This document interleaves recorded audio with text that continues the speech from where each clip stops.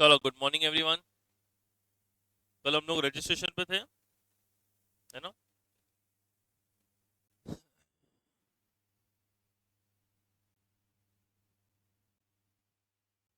और हम लोग पढ़ रहे थे डीम्ड अप्रूवल, है ना? याद है आपको? एक बार डीम्ड अप्रूवल में जो क्लेरिफिकेशन चाहिए अपन ले लेते हैं। एक बार नोटबुक निकालो, अपन लोग बहुत बढ़िया चार्ट बनाने वाले हैं एक।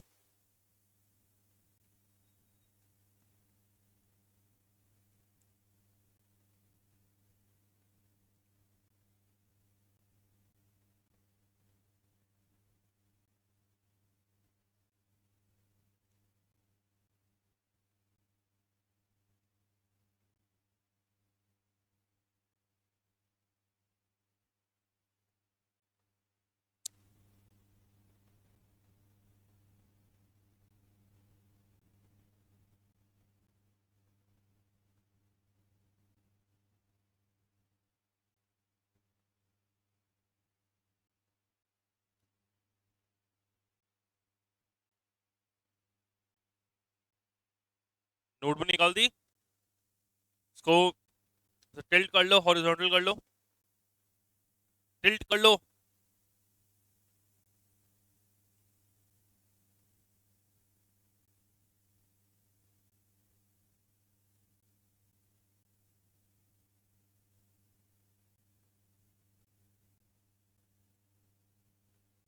ठीक है,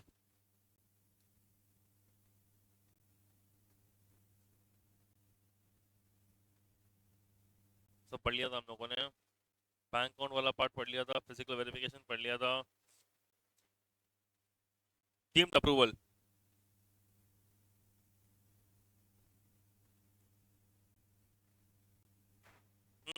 यहाँ पे आओ एक बार।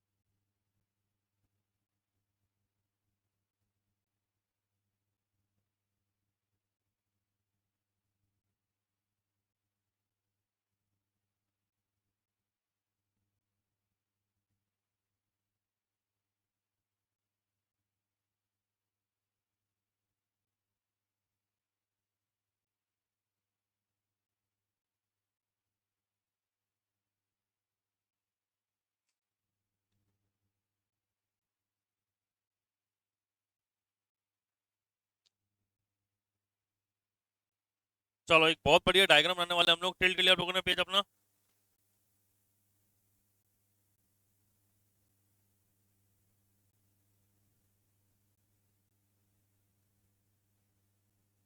भाई,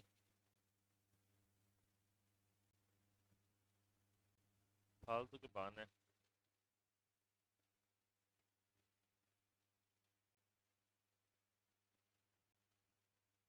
चलो, आ जाओ।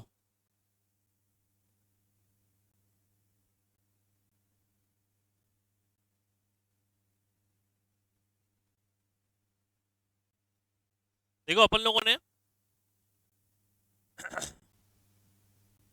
जीएसटी आरईजी 01 का पार्ट ए भरा था, याद है क्या? फिर पार्ट बी भरा था। पार्ट बी के अंदर था वो आधार ऑथेंटिकेशन। अरे, आधार है कि नहीं आ रहा है? ये रहा, देखो देखो। ये अपने भरा था, बिजनेस डिटेल भरी थी उसमें। फिर हम लोगों ने पार्टनर प्रमोट डिटेल लिखी थी। ऑथोराइज सिग्नेटरी कोई और है तो वो।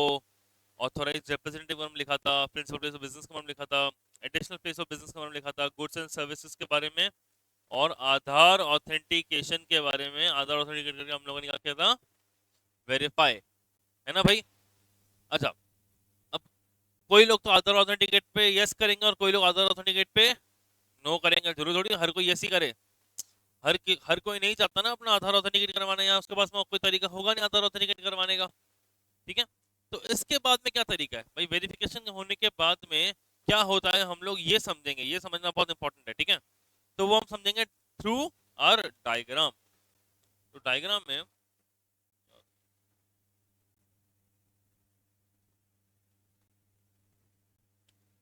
तुम लोग पहले देखना, फिर अपन बाद में कॉपी कर लेंगे, ठीक है?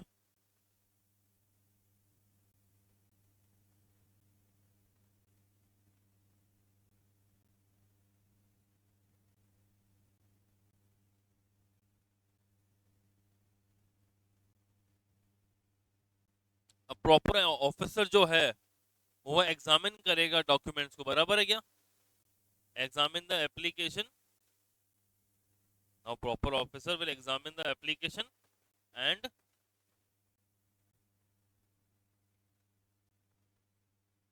accompanying डॉक्यूमेंट्स, ठीक है? अब सब अपने आप को क्या समझेंगे? एक प्रॉपर ऑफिसर, समझ सकते हो क्या? या नहीं सर, इतना बड़ा नहीं समझ पाएंगे खुद को, समझ पाओगे नहीं समझ पाओगे? कोशिश करेंगे, चलो बहुत बढ़िया, ठीक है? अब तुम्हारे सामने एप्लीकेशन खुली है, अब तुम्हारे सामने एप्लीकेशन खुली है,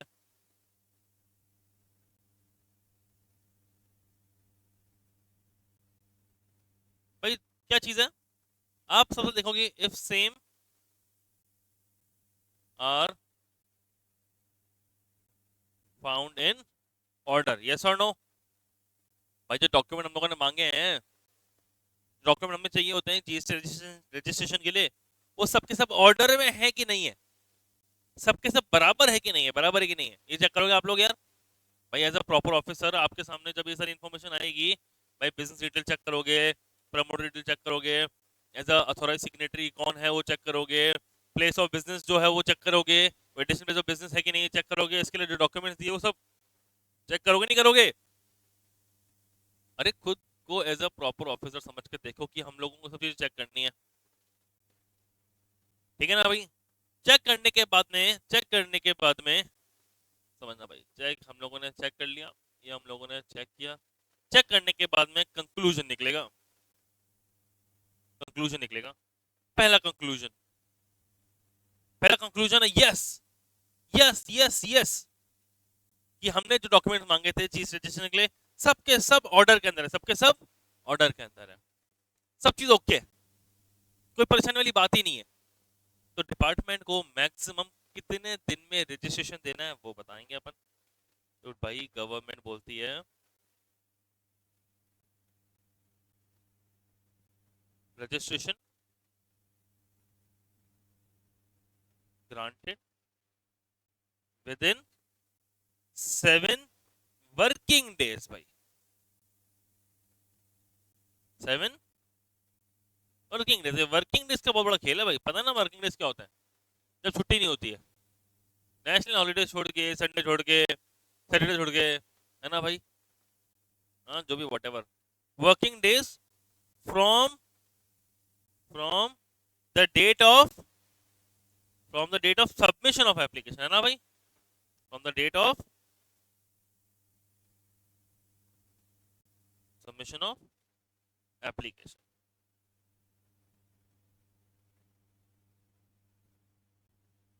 अच्छा इसके अंदर एक चीज इंपॉर्टेंट है कि यहाँ पर साइट वेरिफिकेशन नहीं होनी चाहिए ना तभी 7 दिन में। अरे साइट वेरिफिकेशन नहीं होनी चाहिए, अगर गवर्नमेंट वाला साइट वेरिफिकेशन करने पर 7 दिन में कैसे होगा, है ना boss? Without site verification,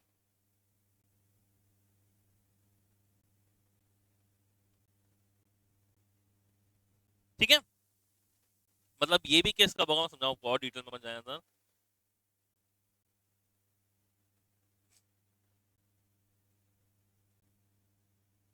if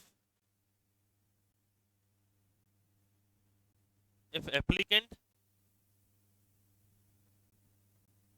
successfully validate his Aadhaar authentication,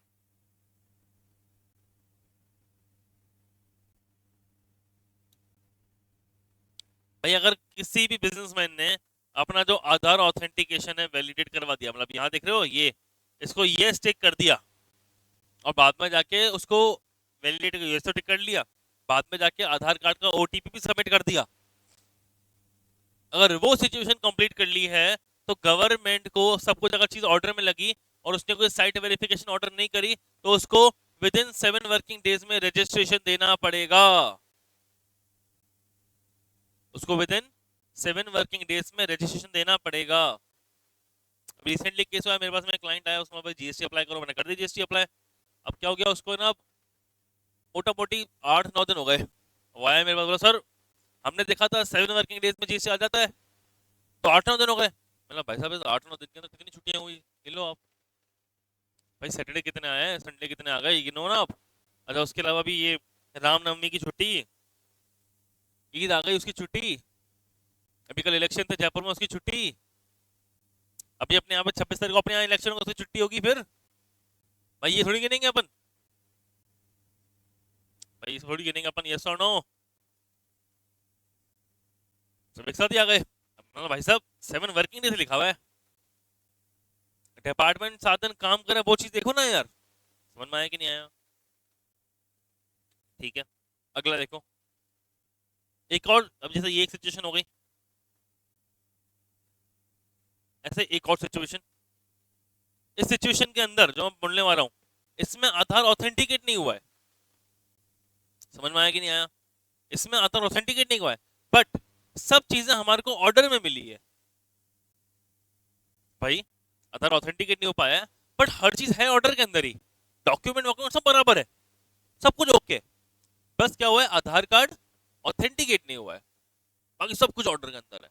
ठीक है, इस सिचुएशन के अंदर क्या करना है,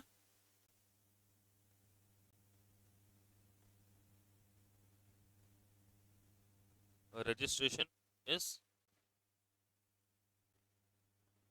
granted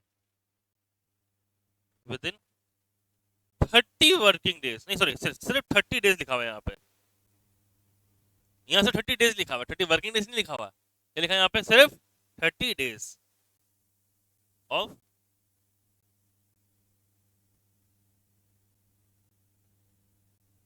application after verification, after verification of site and prescribed documents. ये लिखा है भाई, अगर सब चीज ऑर्डर में मिली, बट ये 3 केस बराबर नहीं है, मैं 3 केस भी लिख देता हूँ कौन कौन से बात कर रही है, ये 3 केस की बात करूंगा मैं अभी जो बराबर नहीं है। पहला केस,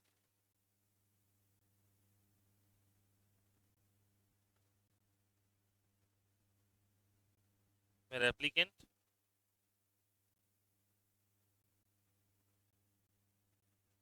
फेल्स टू अंडरगो आधार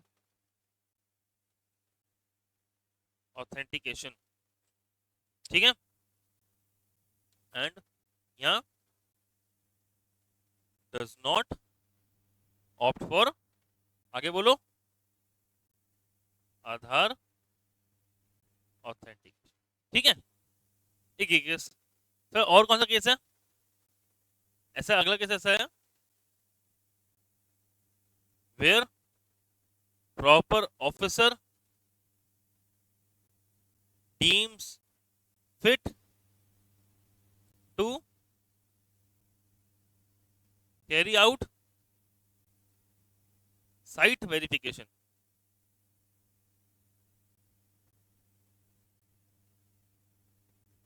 नहीं नहीं, अब मैं एक चीज समझाता हूँ तुम्हारे को, जरूरी नहीं आधार ऑथेंटिकेट नहीं हुआ हो तभी फिजिकल वेरिफिकेशन होगी। अरे गवर्नमेंट का मान गया, गवर्नमेंट को तो शक हुआ, भाई समझना, आज को शक हुआ कि नहीं यार, उसको शक हुआ नहीं यार कि भाई डॉक्यूमेंट बराबर है, आधार ऑथेंटिकेट हो भी रखा हो, बट शक यार कि ये बोगस आदमी है, ये कोई फर्जी आदमी है, ये आदमी ऐसा, इसको बिजनेस के बारे में कुछ ज्ञान ही नहीं है, ये तो कहीं और बैठा हुआ है, बिजनेस कोई और चला रहा है, और शक हो रहा है, मिल के आना पड़ेगा।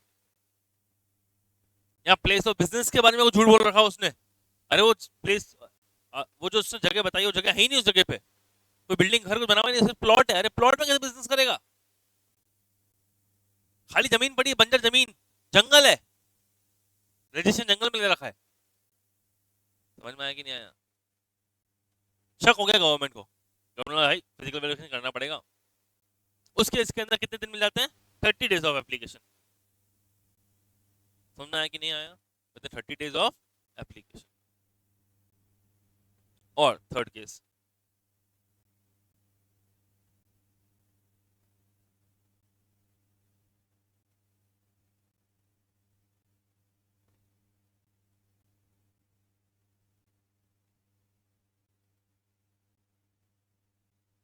when a person who has undergone Aadhaar authentication is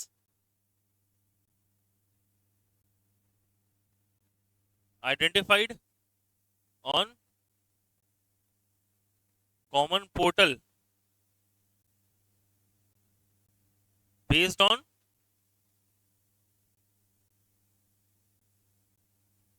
data analysis and risk parameter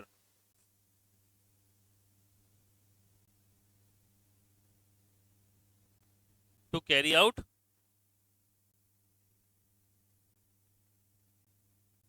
site verification।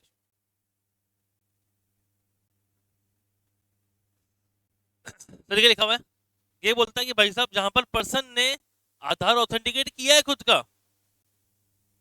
But वो कॉमन पोर्टल पे जो है, उसमें कॉमन पोर्टल पे उसको हम लोग क्या कर रहे हैं? आइडेंटिफाई कर रहे हैं, क्योंकि रिस्क तो नहीं है। एग्जांपल लेते हैं, आज एक पर्सन ने अगर अपना जीएसटी रजिस्ट्रेशन अप्लाई किया, हो सकता है वो किसी कंपनी का डायरेक्टर हो, उस कंपनी ने भी जीएसटी अप्लाई किया रखा हो सकता है, नहीं हो सकता है, तो डेफिनेटली हो सकता है। तो उस दूसरी कंपनी ने जो जीएसटी अप्लाई किया हुआ जिसमें वो डायरेक्टर है, पोर्टल उस कंपनी के डायरेक्टर के थ्रू चेक करके, रिस्क एनालिसिस करके क्या करेगा? आइडेंटिफाई करेगा कि जो नया जीएसटी लिया है ये बराबर है कि नहीं है। इस केस के अंदर भी क्या मिला अपन को? 30 days दिया है गवर्नमेंट ने, इसको प्रॉपर ऑफिसर को। समझ में आया कि नहीं आया? बोलो भाई। यहाँ पर ऐसे कि सब डॉक्यूमेंट वगैरह सब सही है, बस यहाँ तो साइट वेरिफिकेशन हो रहा है, या आधार ऑथेंटिकेट नहीं हो पाया है, या तो फिर उनको रिस्क एनालिसिस करने का है। समझ में आया? सुपर। आगे देखो, आगे ऐसा है कि भाई ये जो है लिखा हुआ, if same are found in order, ना बाबा ना, ऑर्डर में नहीं मिले, ऑर्डर में नहीं मिले, तो जगह तो बहुत है ना, जगह बहुत है, चलो ऑर्डर में नहीं मिले, फिर अभी तो ऑर्डर में नहीं मिले तो क्या करेगा प्रॉपर? बताओ मुझे, तुम लोग, तुम्हारे ऑर्डर में नहीं मिले तुम क्या करोगे? नहीं, मैंने कल बताया था, एप्लीकेशन कभी भी हाँ, कभी भी फर्स्ट टाइम में रिजेक्ट नहीं कर सकता ऑफिसर, रूल है। ऑफिसर कभी भी कोई भी एप्लीकेशन फर्स्ट टाइम में रिजेक्ट नहीं करेगा।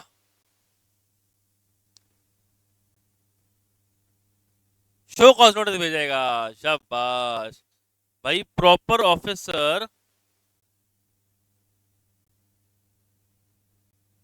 Issues notice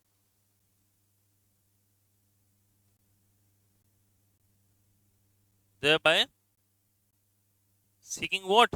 Clarification। समझ गए क्या? क्लैरिफिकेशन मांगेगा वो, इंफॉर्मेशन मांग सकता है वो आपसे। अरे अरे अरे,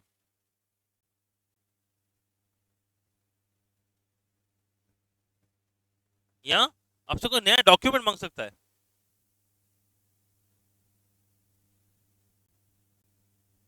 फ्रॉम द एप्लीकेंट, है ना,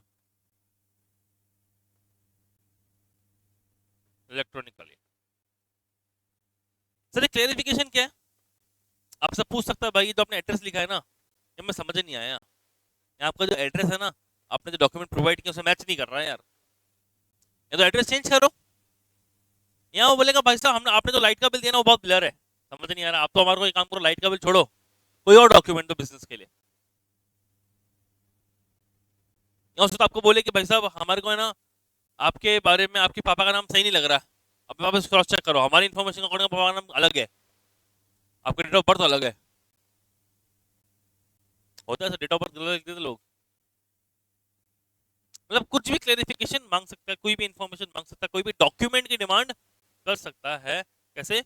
इलेक्ट्रॉनिकली। ठीक है, अब डिमांड तो कर दिया, फिर डिमांड कब तक कर सकता है? सुनना मेरी बात।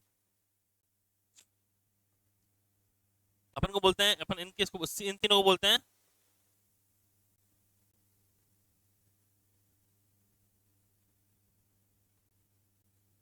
बेगारी। क्या बोलते हैं अपन इनको? बेगारी क्यों है भाई? समझना, साइट वेरिफिकेशन करना है, बेगारी है कि नहीं है? बेगारी मतलब फालतू है ना, टाइम पास करने वाली बात है ना, परेशान करने वाली बात है ना। मतलब बेगारी होगी ना बाद में, अब ऑफिसर भी आएगा, डिपार्टमेंट ऑफिसर भी आएगा, बिजनेसमैन परेशान होगा, साइट वेरिफिकेशन कराएगा। ये तीनों क्या पॉइंट है? तीनों पॉइंट है बेगारी, झंझट है, परेशान करने वाली बात है। ठीक है ना भाई? सुनना, अब बोलता है भाई प्रॉपर ऑफिसर क्या करेगा? नोटिस इशू करेगा। नोटिस इशू करेगा कितने दिन में? इंपॉर्टेंट है ये वाली पार्ट, इंपॉर्टेंट है।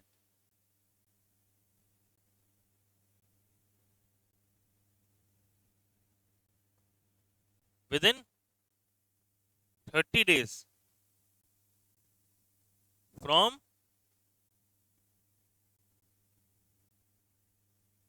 Application submission date. Within 30 days from application submission date. ये भी कब? जब वो तीनों वाली बेकारी हो जाती है। मतलब अगर वापस आपको एक्सप्लेन करूं तो उसने क्या बोला? बोला भाई साहब प्रॉपर ऑफिसर नोटिस इशू करेगा कितने दिन में? 30 दिन में। मतलब प्रॉपर ऑफिसर में 30 दिन है नोटिस इशू करने के लिए, पर वो 30 दिन कब मिलेंगे? जब ये तीनों बेगारी हुए। मतलब जब सामने वाला बिजनेसमैन ने आधार ऑथेंटिकेट नहीं किया हो, या सामने वाले बिजनेस के अगेंस्ट में डिपार्टमेंट को साइट वेरिफिकेशन करना हो, या सामने वाले बिजनेसमैन के अगेंस्ट में कुछ रिस्क एनालिसिस करना हो, तो इनके पास में कितने दिन हो जाते हैं? इनके पास में पूरे के पूरे 30 दिन हो जाते हैं। किस चीज के लिए? नोटिस इशू करने के लिए। समझ में आया कि नहीं आया? हाँ, नहीं नहीं नहीं नहीं नहीं नहीं, 30 days from application submission date है भाई। मैंने अगर समझना भाई, आज डेट क्या है? 20 तारीख है। मैंने 28 को क्या किया? 28 अप्रैल को मैंने किया एप्लीकेशन, बराबर है क्या नहीं है? मैंने 20 अप्रैल को एप्लीकेशन किया, तो 20 अप्रैल से 30 दिन काउंट होंगे। तो 20 अप्रैल से 30 दिन काउंट होंगे। एग्जाम्पल लेता है, 20 अप्रैल से 30 दिन काउंट होगा अपना, 20 मई हो जाता है 28 में। तो इस पूरे एक महीने के अंदर उसको सिर्फ नोटिस इशू करना है। अरे सिर्फ नोटिस की बात हुई, शो कॉज नोटिस हो रहा है ये भाई, ये शो कॉज नोटिस होता ही क्या? कुछ भी तो नहीं होता है यार। टाइम कितना खराब हो, तुम ये देखो। 30 days ले लिए उन्होंने, मैक्सिमम टाइम है 30 days यार। 30 days ले लिए शो कॉज नोटिस होने, बट ये कब कब होगा? ये तभी होगा जब ये वो जो अपने बात की ना बेगारी वाली, तीनों पॉइंट, इन तीनों में कहीं फॉलो करोगे आप तो। सर इन तीनों के अलावा अगर सब कुछ ओके, सर इन तीनों के अलावा बताओ अगर सब कुछ ओके, हमारा आधार कार्ड ऑथेंटिकेट भी हो रखा है, सब कुछ ओके, तो फिर बोलता है भाई साहब आपको विद इन 7 वर्किंग डेज। अरे ऑफिसर भाई अगर सब कुछ ओके है, मतलब आधार ऑथेंटिकेट हो रखा है, साइड वेरिफिकेशन नहीं करना है, और सब कुछ तेरे को कंफर्टेबल लग रहा है, बस तेरे को कुछ ना कुछ क्लैरिफिकेशन लेना है, जो कुछ इन्फॉर्मेशन लेना है, तो तेरे को विद इन 7 वर्किंग डेज, तो तेरे को within 7 working days from application submission date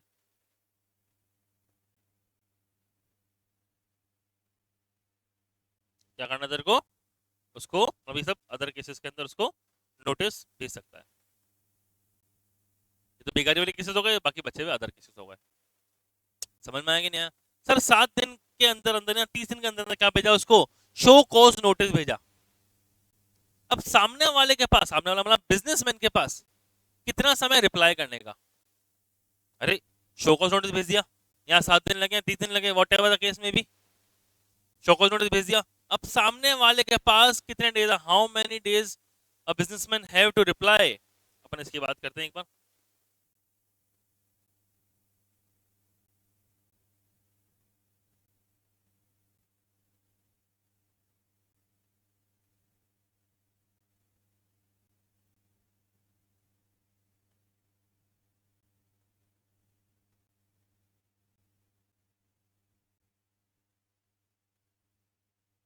applicant has furnished the clarification या इंफॉर्मेशन या documents within 7 working days. इसको भी 7 वर्किंग डेज ही मिले भाई, समझना। एक नोटिस आया 7 वर्किंग डेज में या 30 वर्किंग डेज में। अब डिपार्टमेंट ने जब नोटिस भेजा तो एप्लीकेंट के पास कितना समय है, 7 वर्किंग डेज फ्रॉम, शाबाश, फ्रॉम, नहीं, फ्रॉम रिसीट ऑफ नोटिस। अरे अब यार क्या पता इशू नोटिस कब किया और मेरे पास लेट आ रहा हो, फिर डाक घर में लेट हो गई हो, फिर मेरी गलती थोड़ी है। 7 दिन कब से, जब से नोटिस मिला हो, रिप्लाई करना है। जब नोटिस हाथ में आ गया ना भाई, उसके विद इन 7 डेज के अंदर आपको रिप्लाई करना है। बराबर है कि नहीं है? अब ये भी पे ना क्वेश्चन मार्क मार लेते हैं। क्वेश्चन मार्क क्यों मार लेते हैं? क्योंकि अगर नहीं किया तो क्या होगा, अगर नहीं किया तो क्या होगा, और अगर सुनना, अगर कर लिया, यस, टाइम पे किया, ठीक है, समझना, तो आगे है if proper officer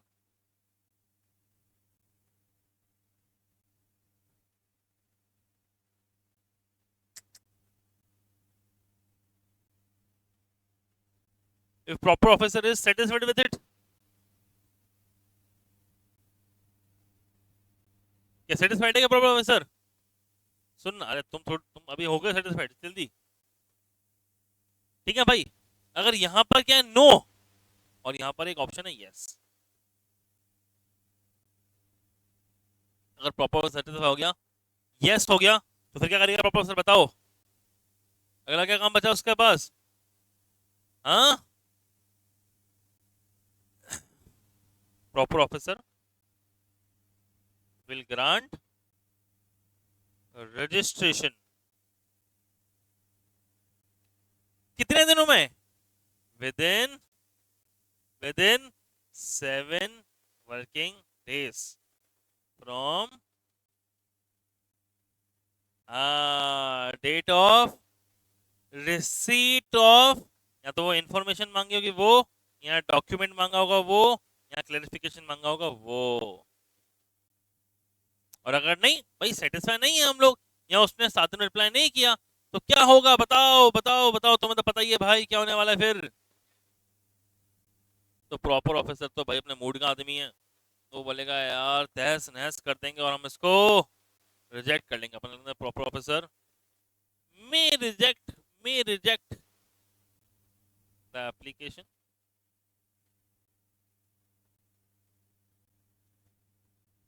for reason to be recorded in writing. उसको आपको रीजन देना पड़ेगा कि भाई क्यों क्यों रिजेक्ट कर रहा है वो, खत्म, सिंपल। जिस दिन आपको नोटिस आया, नोटिस कब तक भेज सकता है सामने वाला officer, with in 30 working days और 7 वर्किंग डेज, दोनों का अलग अलग केस है।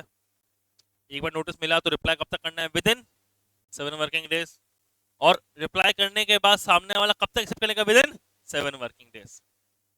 सिंपल है कि नहीं है, बोलो बोलो बोलो। ये पूरा का पूरा चार्ट क्लियर है क्या? तो बनाना शुरू करो फटाफट, जल्दी से। टिप से नोटबुक को तुमने ऐसा कर दिया ना, टिल्ट कर लिया, दिख रहा है आप लोगों को, जूम कर कर दिखाऊं तो करो, बनाना शुरू करो।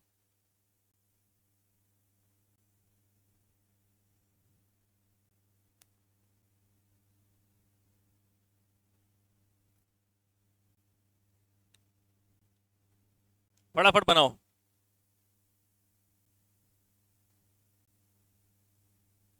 ओह।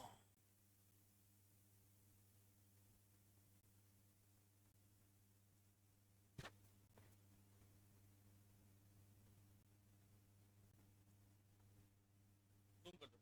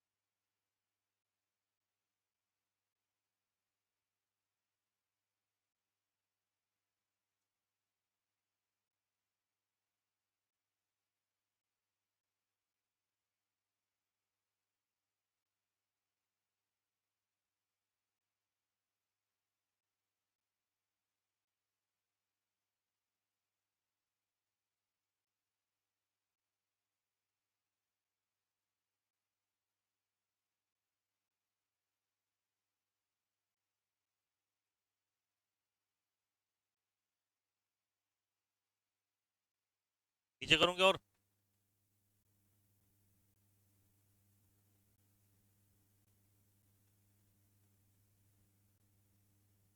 नहीं।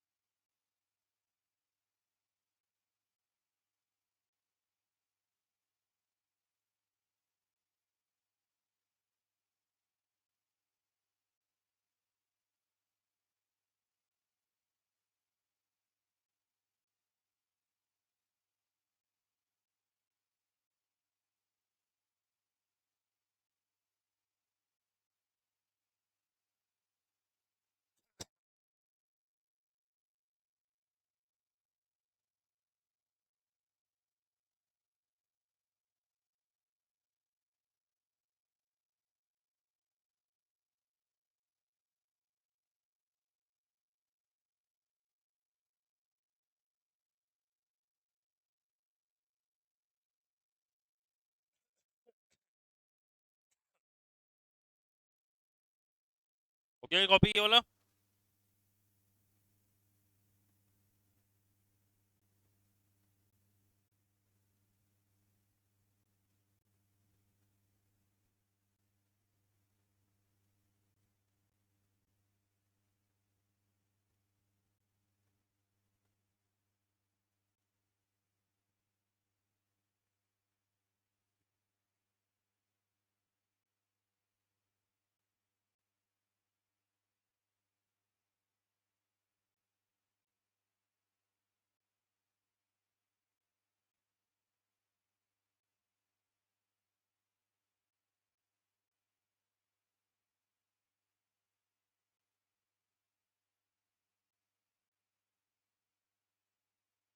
कर लिया कॉपी क्या?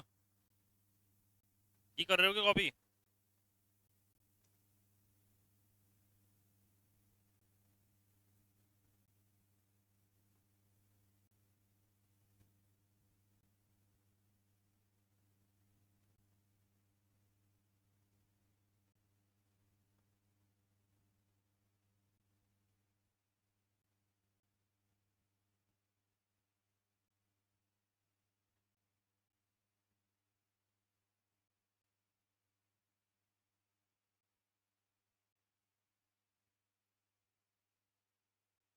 हम्म। Where a person who has undergone other authentication is identified on common portal based on data analysis and risk parameter to carry out site verification.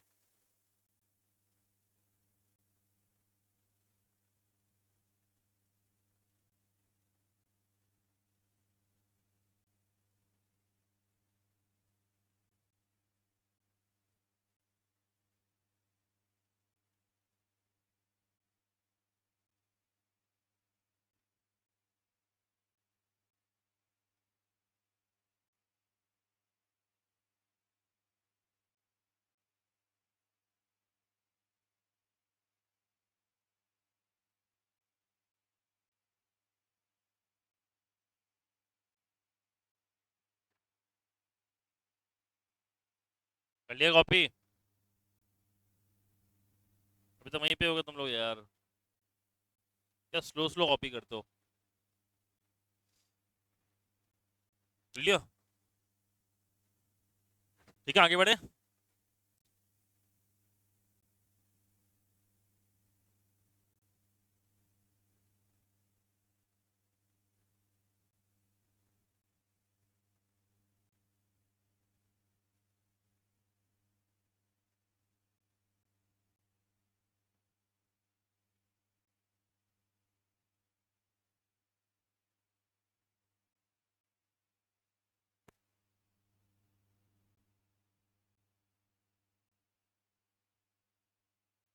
कौन ले रहे हैं?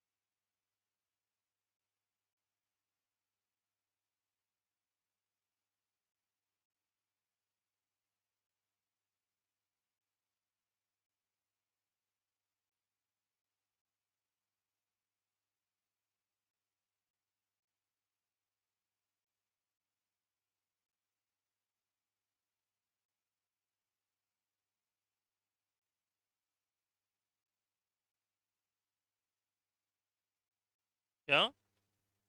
Other cases?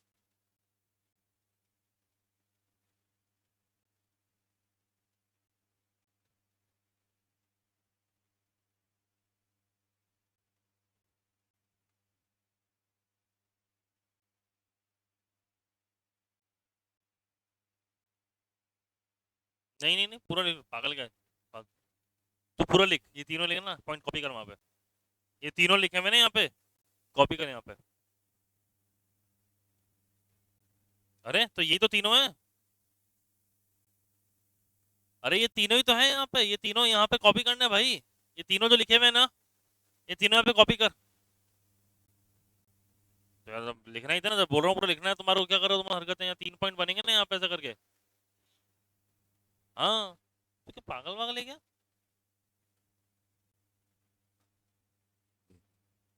हम्म। नहीं तो तीनों लिख तू तो।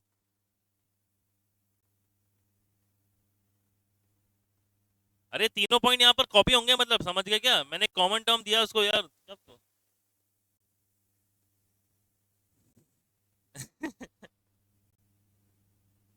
क्या बोल रहा मना नहीं आ रही है, हाँ? ओहो। और क्या चाहिए भाई? Actions, actions work more than words. बढ़िया है ना भाई, कॉन्फिडेंस देख रहे हो तुम उसके अंदर? नहीं नहीं यार, कॉन्फिडेंस है भाई में। हाँ। Copy paste, copy paste. बताया नहीं बताया फिर? बट क्या फर्क पड़ता है, तीनों रिजल्ट को दिखता तो कोई देखता है क्या मनन? आईपीसीसी का रिजल्ट देखते हैं लोग तो।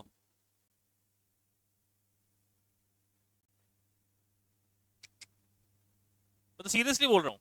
मैं तो कभी नहीं बोलता कि 12th का अच्छा बनेगा, मैं तो कभी नहीं बोला ना, कभी कभी सीपीटी में भी नहीं बोला। मैं बोला तुम पास हो जाओ। नंबर से परवाह नहीं है।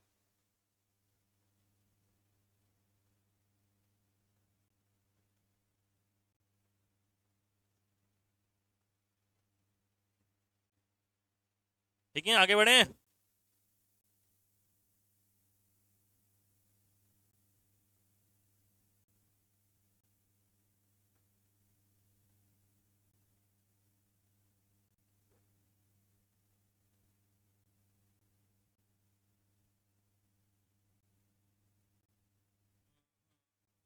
आज यार काफी सारे बच्चे नहीं आए, ऐसा क्यों?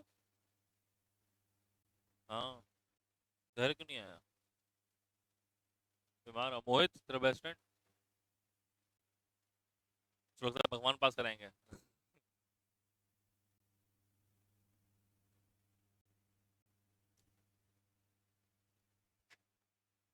आज सैटरडे है ना, सैटरडे डे करने गया है वो, नाइट का तो पता नहीं।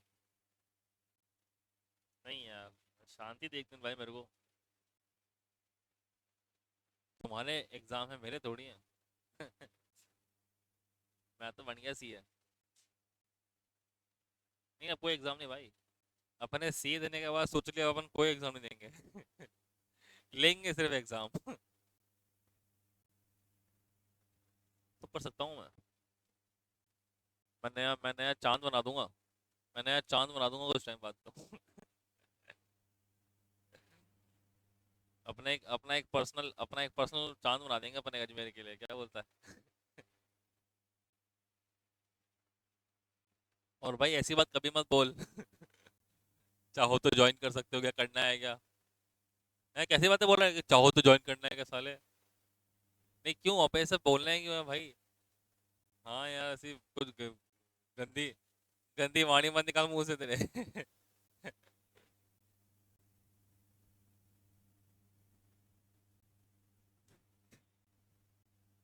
ये मैंने ही बनवाया है ये, लैंडमार्क के लिए। ये वाला 7 working days. PO may proposal may reject the application for reason to be recorded in writing.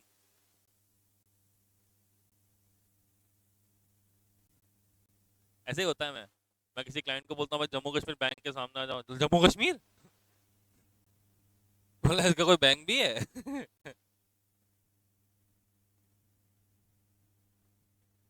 अच्छा भाई काम करो, कर लिया, नोट नोट कर लिया?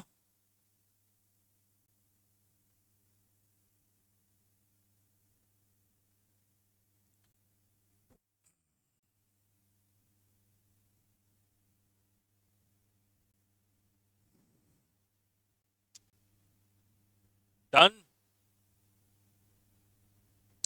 अब एक काम करो, अगर तुम्हारे डिफरेंट पेन है तो जो बेकारी है ना ये वाली यहाँ पे, इसको अपन बी लिख दो। तुम लिख सकते हो बी, नीचे लिख दो बी, ये भी बी, ये भी बी। लिख तो सही। ये है हमारा ए,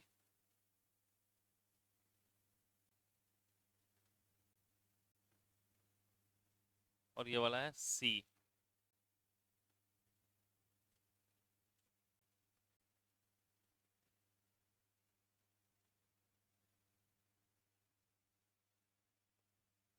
अब देखो, अब अगर अपन नोट से कनेक्ट करेंगे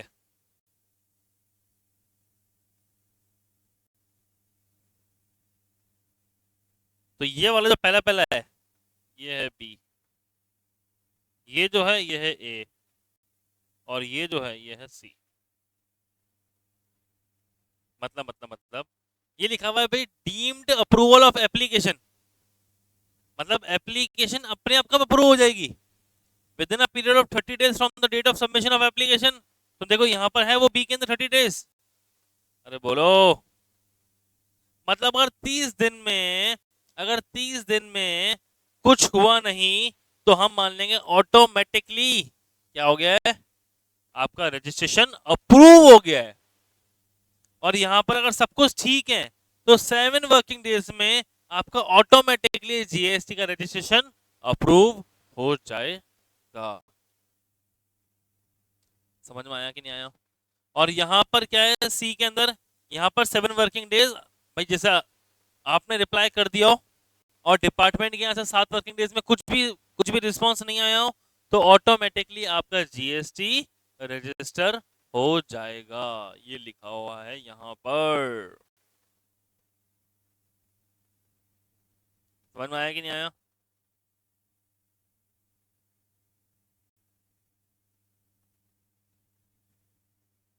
अब आ गया हमारा आधार ऑथेंटिकेशन। हाँ यार, बहुत बार पढ़ लिया अपन ने, है ना?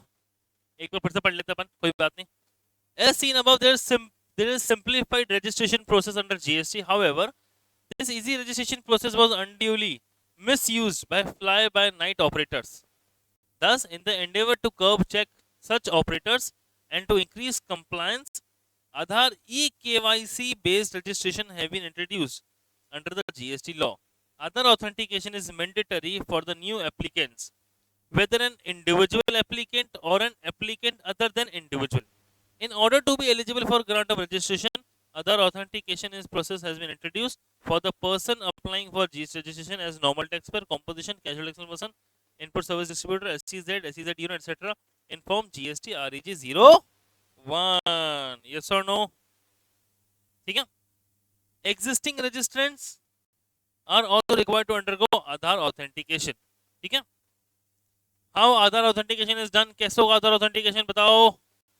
तुम्हें पता है क्या? आधार ऑथेंटिकेट कैसे होता है? पोर्टल पे अपन जब आधार ऑथेंटिकेट क्लिक करेंगे तो क्या आएगी, एक लिंक आएगी, उस लिंक पर लिखा हो क्लिक हियर करके वहां पे आधार नंबर डालेंगे और वहां पे क्या आएगा, ओटीपी आएगा, ओटीपी डाल के और सबमिट, सिंपल। ये लिखा हुआ है, देखो अंग्रेजी में लिखा होगा, अपन ने हिंदी में बात कर लिया, हिंदी नहीं चलेगी भाई साहब, अंग्रेजी चलेगी, ठीक है? We are English man. While filing the application for registration, the applicants get an option as the whether he wants to opt for other authentication or not. If he opts for other authentication, GST system sends authentication link on the mobile number and email IDs of promoter partner and primary authorized signatory which are selected by the applicant. On clicking the verification link, a window for other authentication will open where they have to enter the Aadhaar number and the OTP received by them on the mobile number and email ID linked with Aadhaar. Once Aadhaar authentication has been successfully validated, his application will be deemed to be approved within 7 working days, and the registration application submitted by him will not be marked for mandatory site visit unless the tax official raises a show cause notice within stipulated time. However, in case the new registrant does not opt for Aadhaar authentication while applying for registration or where his Aadhaar authentication fails in validation, registration application will not be deemed approved within 7 working days and it will be marked for mandatory site visit and approval thereafter by the tax officials. समझ में आया कि नहीं आया? ये existing registration तुम्हारे काम का है नहीं, क्योंकि अभी सबको ही आधार ऑथेंटिकेट कराना जरूरी है। ये बोलता है कि भाई ऑलरेडी अगर कोई ऐसा बिजनेसमैन है जिसने रजिस्ट्रेशन ले लिया, उसने अदर ऑथेंटिकेट नहीं करवाया है, तो वो अब करवाए. All the regular taxpayers and composition taxpayers are required to get Aadhaar authenticated for existing GST registration. An existing taxpayer can get himself Aadhaar authentication on GST portal using either other authentication link or uploading eKYC documents. Simple छे, बोलो. अरे simple है ना यार, peanuts याद है क्या? ठीक है. किन किन को person required to undergo other authentication, किस किस को है? एक तो न्यू एप्लीकेंट है, न्यू एप्लीकेंट को अदर ऑथेंटिकेशन कराना पड़ेगा. सिस्टम पूरा सेम ही है. हाँ, एनआरटीपी का थोड़ी होगा, सीटीपी का होगा. सीटीपी का तो होगा ना, सीटीपी का क्यों नहीं होगा? सीटीपी तो यहीं का ही है. क्या कर रहे हो यार? The date of authentication of Aadhaar number, ये लिखा हुआ, पढ़ लेता अपनी एक बार यार. Individual applicant, an applicant other than individual shall undergo authentication, furnish proof of position of Aadhaar number in the manner prescribed in Rule 84A provides that when an applicant opts for authentication of Aadhaar number, he shall, while submitting an application for registration, undergo authentication of Aadhaar number. So the authentication is required to be eligible for control registration. फालतू बात लिखी हुई है.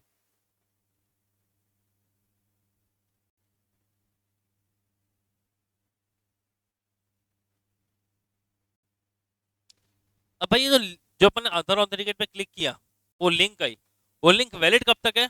15 days from the submission of application in part B of form GST REG 01. In case applicant is individual, he shall undergo authentication of his own Aadhaar number. In case applicant is other than individual, तो कौन आएगा? करता आएगा, managing director आएगा, whole time director. बात कर चुका मैंने इसके अंदर बारे में, है ना. बट कितना टाइम है मैक्सिमम? 15 डेज के अंदर अंदर आपको आपका आधार ऑथेंटिकेट करवाना पड़ेगा. क्लियर है कि नहीं है? अरे वो लिंक एक्सपायर हो जाएगी 15 दिन बाद, ऐसा बोलता ही है. मैक्सिमम 15 डेज तो लिंक आपकी चालू रहेगी. क्लियर छे? क्लियर छे? क्लियर छे. पर्सन्स ऑलरेडी रजिस्टर्ड, जाओ पोर्टल पे, आधार कार्ड को वेरीफाई करो, खत्म. With Aadhaar number is not assigned. ओहो, ऐसा कोई आदमी है जिसका आधार नंबर नहीं बना हुआ है? होते हैं भाई. In case of new applicant, if Aadhaar number is not assigned to a new applicant either an individual, और यहाँ तो फिर वो भाई वो होता है ना कि पर्सन अपना डायरेक्टर हो, ये सब चीजें हो, ट्रस्टी हो, तो फिर provision to rule 91 provides that where a person fails to undergo authentication of Aadhaar number or does not opt for authentication of Aadhaar number, or the proper officer with the approval of an officer authorized by the commissioner not below the rank of assistant officer commissioner deems it fit to carry out physical verification of place of business. भाई mostly तो क्या होगा, वो उसका physical verification हो ही जाएगा, होना ही होना है फिजिकल वेरिफिकेशन. ठीक है. The registration shall be granted with in 30 days. बात कर चुके हम लोग ऑफ सबमिशन ऑफ एप्लीकेशन, तो बात कर चुके हम लोग, है ना. Only after physical verification of the principal place of business in the presence of the said person, the prescribed manner, जो भी लिखा हुआ उस तरीके से उसको फिजिकल वेरिफिकेशन करना पड़ेगा. Further in such case that is where a person fails to undergo other authentication, does not opt for other authentication, or PO deems it fit to carry out site verification, the notice seeking clarification information documents may be prescribed, वो भी within 30 days. अपन पढ़ चुके हैं already यार. ऊपर अपन ने chart से सब चीजें क्लियर कर दी है ना भाई. ये चार्ट को बस अंग्रेजी में नीचे लैंग्वेज के अंदर लिख रहा है. In case of an already registered person, अगर ऑलरेडी रजिस्टर्ड पर्सन तो क्या होगा बताओ? Aadhaar number is not assigned to existing registered person, such person shall be offered alternate and viable means of identification in the prescribed manner. ठीक है. In case of failure to undergo Aadhaar authentication, furnish proof of position or Aadhaar number, furnish alternate and viable means of identification. Registration allotted to such person shall be deemed to be invalid, and the other provision of the act shall apply as if such person does not have a registration. देखो क्या होता है ना यार, जो already registered हो चुके हैं, जिन्होंने अपना आधार वेरीफाई नहीं करवाया, उनका जो जीएसटी रजिस्ट्रेशन है वो इनवैलिड माना जाएगा जब तक उसने आधार वेरीफाई नहीं करवाया. तो मतलब अगर कोई पुराना रजिस्टर्ड है जिसका आधार वेरीफाई नहीं हो रखा है, उसको आज का जब आधार वेरीफाई करवाना चाहिए, उसने अगर आधार वेरीफाई नहीं करवाया तो उसका जो रजिस्ट्रेशन है वो क्या माना जाएगा? इनवैलिड माना जाएगा. ठीक है. ठीक है, देख लेते हैं. Person, class of person exempted from Aadhaar authentication. Very very very very important. ये हमारे एमसीक्यू में आता है एग्जाम के अंदर कि कौन कौन से लोग हैं जिनको आधार ऑथेंटिकेशन नहीं करवाना है. जरूरी नहीं है. कौन है? A person who is not a citizen of India, department established of central government, state government, वो सेक्शन 51 वाला, 51 वाला. ठीक है. Local authority, statutory body, purpose undertaking, या person applying unique identification, unit identity number. इन सबको आधार ऑथेंटिकेट कराने की कोई जरूरत नहीं है. सिंपल है क्या? अरे बोलो। नेक्स्ट जो हमारा टॉपिक है वो है एनआरटीपी और कैजुअल टेक्सटाइल पर्सन को रजिस्टर कैसे करवाना है। बहुत बढ़िया टॉपिक है, बहुत इंपॉर्टेंट है, बहुत मजा आएगा इसको पढ़ने में, ठीक है। बट आज नहीं, आज मुझे कहीं जाना है। आज आपके लिए वो एमसीक्यू की शीट मैंने बोल दी है, अभी आपके पास में एमसीक्यू की शीट आ जाएगी। मेरे ख्याल से ये 2 क्लास और है, 2 क्लास में खत्म कर लेंगे अपन इस चीज़ को। 2 क्लास में खत्म कर देंगे अपन, हो जाएगा। 2-2 घंटे की 4 क्लास लेंगे, 2 क्लास लेंगे और अपना ये चीज़ खत्म हो जाएगा, ठीक है। आज के लिए इतना ही। Thank you so much, bye bye, see you day after tomorrow.